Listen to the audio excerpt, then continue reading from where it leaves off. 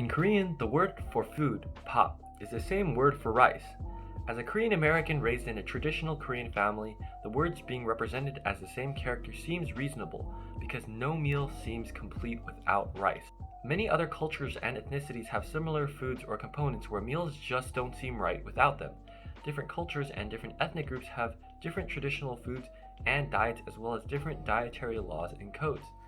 While type 1 diabetes occurs due to a person's genetics, type 2 diabetes occurs because of the patient's diet and health choices. Because of the varying food practices that different ethnic groups have, the rate of diabetes can be extremely high in certain groups. And according to the CDC, people with diabetes are at increased risk of serious health complications, including premature death, vision loss, heart disease, stroke, and even kidney failure. Unfortunately, in certain ethnic groups, the chances of getting this disease is increasing.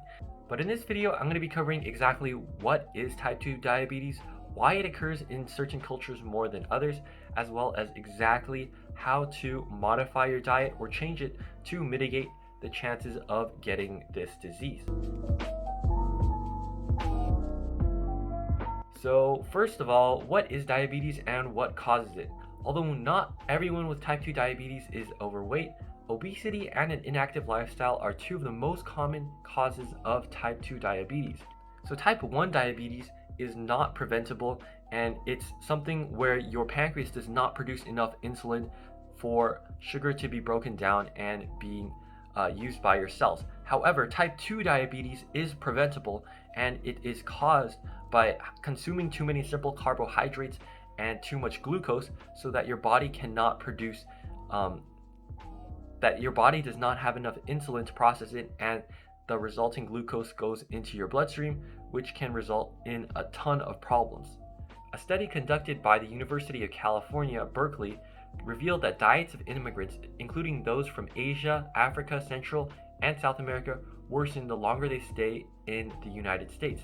Easy access to American food and cheap processed food quickly substitute traditional home-cooked fare. According to the National Center for Biotechnology Information, or NCBI, diabetes disproportionately affects minority populations in the US. While 13 of the general adult population have diabetes, disproportionately high rates of diabetes are found among African American, Hispanics, and non-Hispanic blacks. The way people eat food and the type of food that they eat varies from culture to culture. For example, I already mentioned rice is a staple food in many Asian households. Personally, my Korean family and other Asian families tend to eat white rice with almost every meal.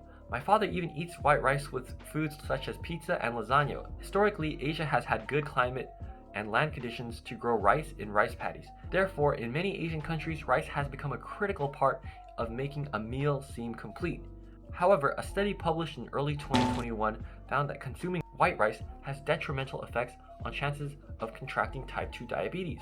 The study found that higher consumption of white rice is associated with a significantly increased risk of type 2 diabetes, especially in Asian populations. So basically, this means that different cultures and ethnicities have different varying rates of diabetes, and some have more of a chance of contracting diabetes than others because their traditional diet contains high amounts of glucose and high amounts of simple carbohydrates. However, there are some ways to change or modify your diet to mitigate the risk of contracting this disease. For example, as I said, in Asian cultures, since white rice leads to an increased chance of contracting type 2 diabetes, using a different substitute such as brown rice or cauliflower rice could help reduce the intake of white rice and therefore the chances of contracting type 2 diabetes. Many other cultures have similar experiences, such as African American people. In her article, Other Women Cook for My Husband, Psyche Williams-Forson writes how food is especially important in their culture, and certain foods are critical to making an enjoyable African American meal. A quote in the article says, "There are people who will say that they haven't eaten a whole day simply because they haven't had their soup and fufu," which is a type of bread. If you give them anything, a bread sandwich, Caesar salad, they don't consider it as food until they've sat down with their bowl of fufu and soup. Due to the importance of food in certain cultures, without some foods, meals just do not feel complete. In 2020, a study showed that African Americans' rates of diabetes were up 11.7%, much higher than average, which is unsurprising after analyzing their diet. Traditionally, an African American diet contains vegetables with lots of starch and grains such as rice and grits, meats which are often breaded or fried, and whole milk or buttermilk. Therefore, it's important to help African Americans Therefore, it's important to be aware of the amount of cholesterol, sodium, and fat in your diet. However, the African American diet places a large amount of emphasis on vegetables and complex carbohydrates, which has positive effects on their physical health. Changing the African American diets to include more healthy traditional foods such as the vegetables and the fruit, while reducing the amount of unhealthy foods, could help reduce the rate of type 2 diabetes for African Americans. For example, eating breakfast with a whole wheat toast instead of eating buttermilk biscuits could help improve African American diets. Another example is Mexican Americans who have a very high rate of diabetes. However, food plays a major role in Mexican American cultures. Unfortunately, type 2 diabetes also frequently affects Mexican Americans, with a study from CDC finding that Hispanic adults are 70% more likely than non Hispanic whites to be diagnosed by diabetes by a physician. However, the Mexican American diet traditionally contains low amounts of fat and high amounts of fiber, accentuating the beneficial but also familiar and culturally acceptable practices such as consuming foods like corn, tortillas, beans, or rice could greatly reduce the percentage of Mexican Americans who have diabetes.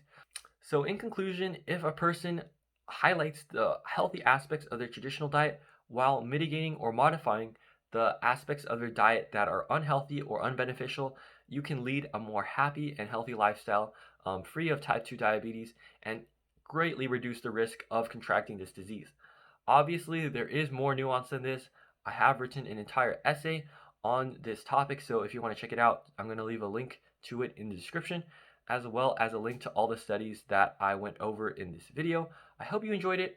I hope it helps you live a more happy and healthy lifestyle, and I will see you next time. Bye!